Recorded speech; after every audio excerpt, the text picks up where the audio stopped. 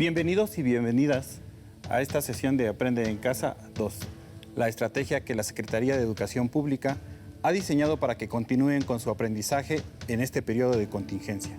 Mi nombre es Moisés Tapia González y soy profesor de la asignatura de Historia. Recuerden lavarse continuamente las manos, mantener la sana distancia, no tocarse la cara y hacer estornudo de etiqueta. No olviden que deben de cuidarse para cuidar a sus seres queridos. El día de hoy conocerán los procesos que permitieron a los cazadores-recolectores combinar la caza con la domesticación de plantas, lo cual fue uno de los factores que permitió a la humanidad dejar de ser nómada para volverse sedentaria. Sugiero que tengan a la mano su cuaderno para realizar anotaciones cuando sea necesario. Registren los conceptos importantes. El propósito de esta sesión es conocer el proceso de domesticación de semillas y plantas como chile, frijol, calabaza y el maíz. Las poblaciones humanas comenzaron a poner en práctica la domesticación de semillas y plantas, que con el tiempo se convirtió en la agricultura. La domesticación de plantas ocurrió en varias partes del mundo, en distintos momentos y a lo largo de miles de años. Pero este proceso, en las cunas civilizatorias, tuvo en común que las poblaciones agrícolas se establecieron junto a los recursos acuíferos y pluviales, como lagos y ríos. Como ustedes saben, cualquier planta requiere de varios elementos para que se desarrolle, como un clima favorable, sol, tierra fértil y, por supuesto, agua. Quizá esta es una de las razones por las que las culturas de Mesopotamia, Egipto, China, India y Mesoamérica se establecieron cerca de ríos o zonas lacustres, en donde encontraron elementos propicios para el desarrollo de la domesticación y la técnica de la agricultura. Repasemos un poco sobre lo que se cultivó en estas regiones al inicio de las sociedades agrícolas del mundo antiguo. En Mesopotamia, Egipto e India, el trigo y la cebada. En China, arroz, mijo y trigo. En Mesoamérica, chile, frijol, calabaza y maíz. Ahora veamos algunas plantas que fueron originalmente cultivadas y luego domesticadas. El chile, de acuerdo a Emile McClung de Tapia y Judith Zurita Noriega, las formas cultivadas del chile mesoamericano, Capsicum annum, se derivan de variedades silvestres distribuidas en el centro de México. Los restos arqueobotánicos corresponden a la fase El Riego, 7000 al 5000 a.C. en Tehuacán, y a la fase Infiernillo, 7000 al 5000 a.C. en el sureste de Tamaulipas. El frijol, Phaceolus spp, el análisis que se ha hecho a diversas especies de este tipo de frijol y que aún consumimos, revela que sus antecedentes y origen se encuentran en el área de lo que hoy conocemos como el estado de Jalisco. La calabaza, Curcubita spp, de acuerdo con las investigadoras McClung de Tapia y Zurita Noriega, se han reportado semillas de curcubita silvestre en varios sitios en cuevas de Tamaulipas y Oaxaca, fechadas entre el 8000 y 7000 años antes de Cristo.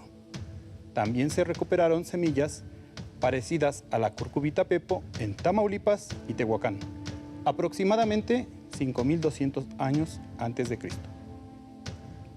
El maíz, sea maíz, es sin duda uno de los elementos centrales de nuestra cultura. Aunque su origen continúa siendo discutido por los especialistas, lo cierto es que hoy en día sigue siendo la base de la alimentación en México. Piensen y comenten con sus familiares sobre todos los alimentos que consumimos y que están elaborados con base en el maíz. Ahora veamos algunas de las consecuencias del establecimiento de sociedades agrícolas. Con la domesticación de plantas y semillas en todo el mundo antiguo, principalmente de cereales como el maíz, trigo, cebada y arroz, los habitantes de las aldeas modificaron sus relaciones y organizaciones sociales. Se fueron transformando en sociedades más jerarquizadas. Poco a poco, en esas aldeas mejoró la alimentación y aumentó la población. Como resultado, surgió la especialización en nuevas labores. La base de la economía aldeana era la agricultura y unas personas se dedicaron al campo y otras a labores como la artesanía, la construcción, la administración y la religión, que respondían a las necesidades de las nuevas urbes. Así surgieron las grandes ciudades. Sin embargo, hoy sabemos que las ciudades antiguas no solo fueron construidas como consecuencia de la reorganización social y jerárquica de las sociedades agrícolas. Tenemos conocimiento de una excepción en Sudamérica. El sitio de Caral, en Perú, aquí se edificó una ciudad cuya base de la economía no fue la agricultura, sino el comercio. La civilización de Caral, o cultura de Caral, se desarrolló entre el 3000 y 1500 antes de nuestra era. Fechas que anteceden a la creación de las grandes urbes de las civilizaciones agrícolas. Hacia el 2500 antes de nuestra era. Para ampliar los conocimientos sobre el proceso de domesticación de semillas y plantas, los invito a que vean el siguiente video. Tuvieron que pasar miles de millones de años para que los primeros pobladores de América dejaran de ser nómadas y se convirtieran en sedentarios. ¿Sabes qué características diferenciaban estos modos de vida? ¿Sabes qué hechos posibilitaron la transición de uno a otro? Te invito a descubrirlo. Es probable que los primeros pobladores de América hayan llegado de Asia a través de un puente de tierra llamado Beringia, aproximadamente en el año 40.000 antes de nuestra era, en busca de alimentos y refugio. Estos pobladores llevaban un estilo de vida nómada, cuya principal característica era el constante movimiento para lograr la supervivencia. Vivían en cuevas y se aglutinaban en grupos pequeños de 20 o 30 miembros. Los hombres se encargaban de cazar, y el tipo de presa dependía de las características del lugar donde estuvieran. Podían ser aves, mamuts, ciervos, renos, bisontes, roedores y hasta peces. La extinción de los grandes mamíferos como el mamut, a causa de la caza y el cambio climático, derivó en la cacería de animales medianos y pequeños. En cambio, las mujeres recolectaban hierbas, frutos silvestres, hojas y raíces. En ese tiempo, los pobladores vestían con pieles de animales. También dibujaron en cuevas algunas escenas que posiblemente representaban hechos de su vida. Ahora las conocemos como pinturas rupestres.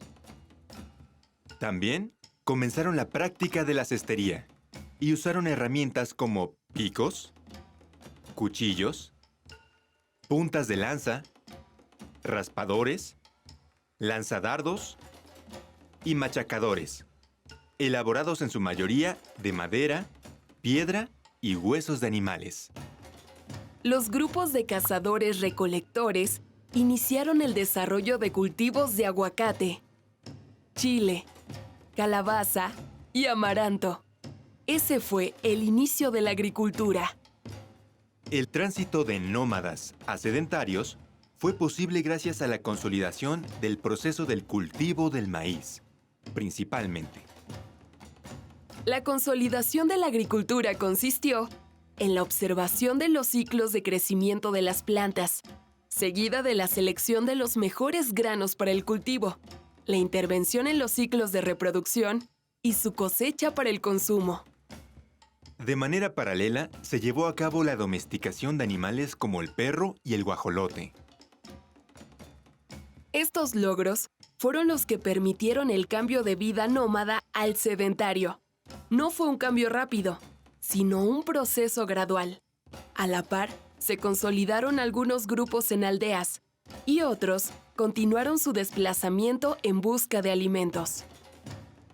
La característica de los pueblos sedentarios es que se establecieron en aldeas agrícolas, ubicadas en zonas geográficas favorables, tanto en recursos naturales como para la protección de sus comunidades. Basaron su supervivencia en el cultivo del frijol, la calabaza, el chile, el maíz y el amaranto, así como en la crianza de animales complementada con la pesca, la recolección y la caza. Construyeron sus casas con materiales como madera, piedras y barro, para comunidades de hasta 200 personas. Además de pieles, comenzaron a utilizar el algodón en su vestimenta. Las actividades de su vida diaria los obligaron a desarrollar nuevas técnicas como la cerámica y la cestería. También perfeccionaron herramientas de piedra como cuchillos, martillos y molinos. Las mujeres se dedicaron a la molienda de granos, a la elaboración de vasijas y desarrollaron la cestería y el trabajo en telares. Los hombres cultivaban la tierra, criaban los animales, pescaban, cazaban y fabricaban las herramientas para el trabajo. Se considera que las sociedades de este periodo eran igualitarias. La diferencia principal entre los grupos nómadas y los sedentarios es que los primeros se desplazaban para buscar alimento y los segundos permanecieron en un lugar y sobrevivieron gracias a la agricultura y a la domesticación de animales. Te invito a reflexionar sobre la importancia de la vida en comunidad para la subsistencia de los pueblos nómadas y sedentarios. ¿Qué te pareció el video? Interesante, ¿verdad? Desde mediados del siglo XIX se han realizado muchos intentos para explicar el paso de una economía basada en la caza-recolección a una basada en la producción de alimentos. Los diversos modelos para explicar este cambio privilegiaron el papel predominante de alguno de los siguientes elementos: los factores culturales, las características del medio ambiente, los cambios genéticos que ocurren en las plantas. En los años 50 del siglo XX, B. Gordon Childe, un arqueólogo australiano, propuso el primer modelo explicativo del origen de la agricultura, que trataba de contestar dónde, cómo y por qué surgió. Llamó a este momento de transformación de las sociedades como la revolución neolítica. Childe creó la teoría del oasis, en la cual explica que un cambio climático al final del Pleistoceno provocó la desertificación de una gran parte del Medio Oriente. Ello provocaría la disminución de cereales y las personas se vieron obligadas a preservar las semillas y cultivarlas en los oasis. Tiempo después, otro investigador de nombre Louis R. Binford expuso una de las primeras explicaciones sobre el cambio demográfico para explicar el origen de la agricultura. De acuerdo con este modelo, fueron los cambios en la población los que condujeron a la producción de alimentos. Otro investigador, de nombre Mark Nathan Cohen, concluye que la agricultura se practicó en virtud de descubrir una necesidad de mayor cantidad de alimentos. Es decir, el crecimiento de la población condujo a la intensificación de técnicas de cultivo.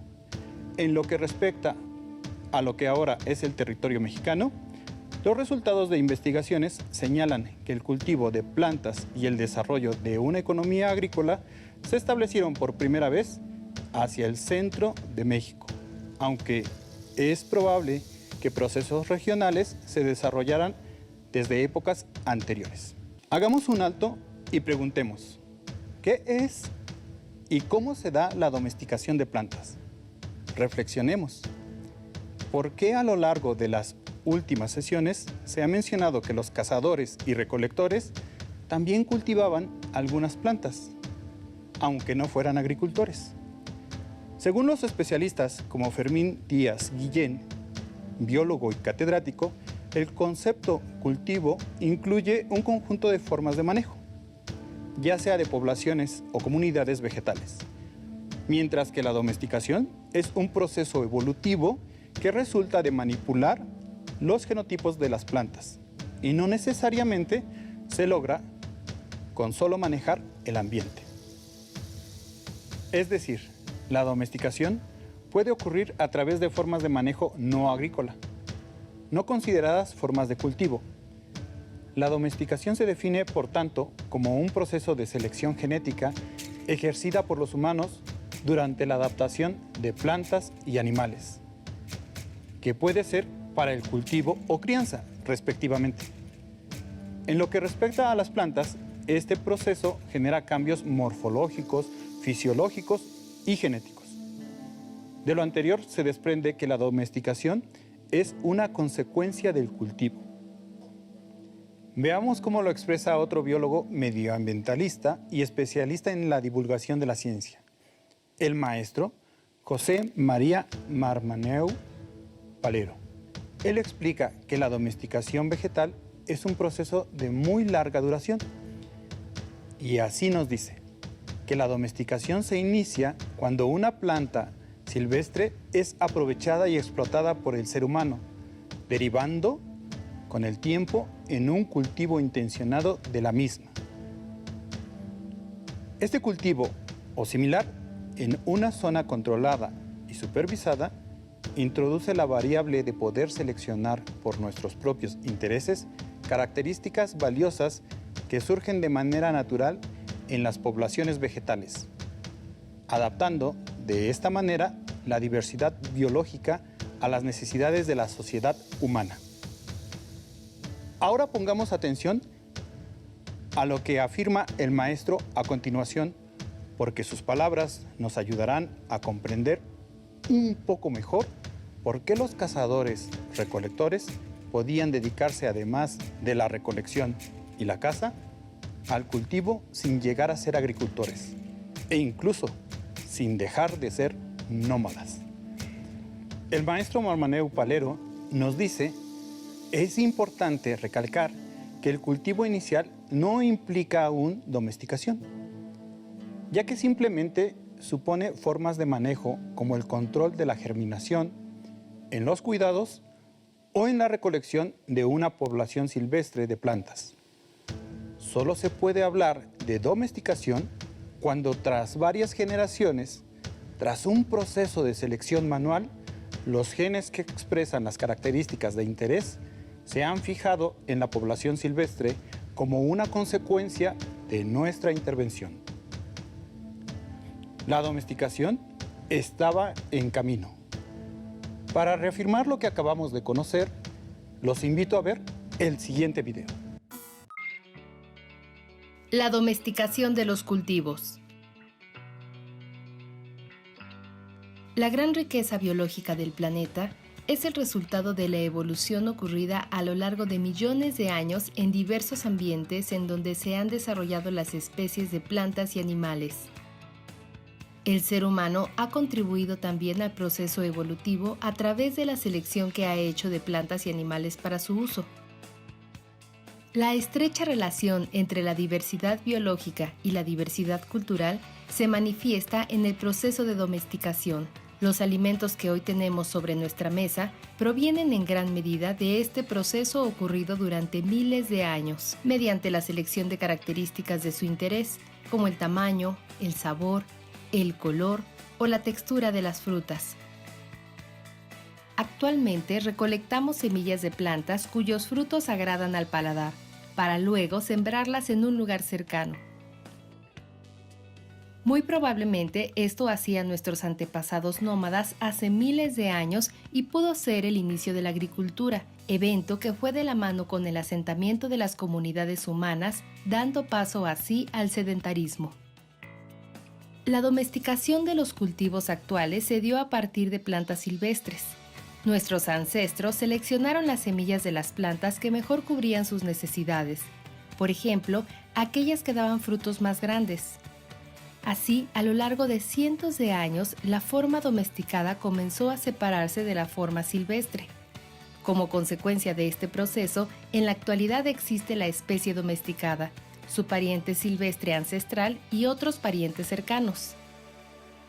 Tanto la especie ancestral como sus especies cercanas se conocen como parientes silvestres de un cultivo. Bueno, los parientes silvestres son las especies de donde se originaron los cultivos actuales que nos dan alimento. Un pariente silvestre de un cultivado puede ser muy cercano, como casi su abuelo, el ancestro de donde salió ese cultivado, o puede ser casi un hermano. En nuestro país, un pariente silvestre, ¿sí?, a veces está a un lado de su pariente cultivado. La cruza entre especies cultivadas con sus parientes silvestres puede producir que sus descendientes tomen ciertas características del pariente silvestre que deseemos, por ejemplo, la resistencia a algunas plagas. Sin embargo, también pueden heredarse características que no queremos, como frutos más pequeños. Pero volviendo a cruzar a la nueva generación híbrida con los cultivos, podemos recuperar las características de los cultivos y mantener la variación útil de los parientes silvestres. A este proceso se le conoce como mejoramiento, utilizando a los parientes silvestres. Los parientes silvestres son la moneda de ahorro en el inmenso banco de la biodiversidad. Son plantas muy parecidas a sus contrapartes cultivadas, pero tienen características particulares. Por ejemplo, pueden tener mayores posibilidades de adaptación a ambientes secos o húmedos o resistencia a enfermedades. De esta manera, se podría decir que son un seguro de vida para los cultivos que hoy nos alimentan.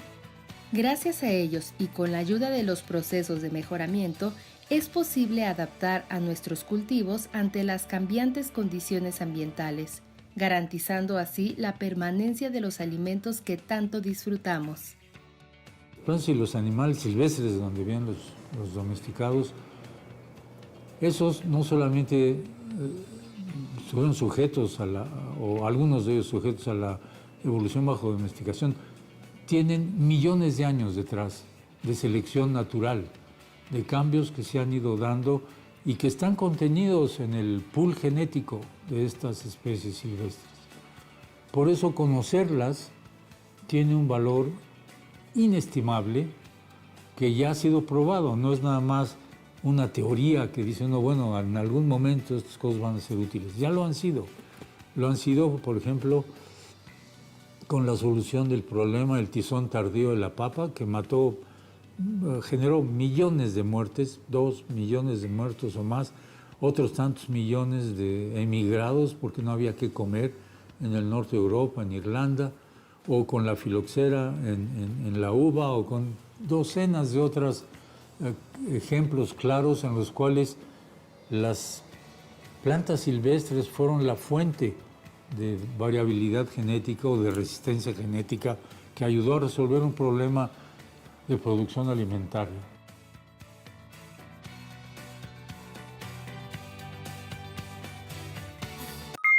Los seres humanos han realizado acciones que los han conducido a lograr mejores condiciones de vida. Una de estas acciones es la producción de alimentos. ¿Quién diría que el proceso de domesticación de semillas y plantas, como el chile, frijol, calabaza y maíz, contribuiría a modificar la forma de organización de los seres humanos, llevándolos de una actividad de caza-recolección a producir sus propios alimentos? Espero que hayan registrado los conceptos importantes en que se centró la sesión de hoy: la caza, recolección y la domesticación. Los invito a que escriban el significado de estos conceptos con sus propias palabras y comparen sus textos con un diccionario. Ahora les tengo un reto.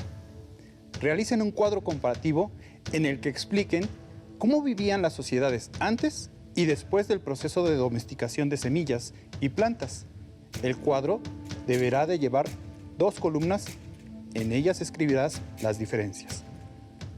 También los invito a que aprovechen ese maravilloso recurso que es su libro de texto. y busquen en él los temas que hoy se abordaron y extraigan las ideas principales de cada tema. ¿Listo? Terminamos. Pero aún nos queda mucho por explorar y descubrir. Así que nos vemos pronto aquí en Aprende en Casa 2. Hasta la próxima.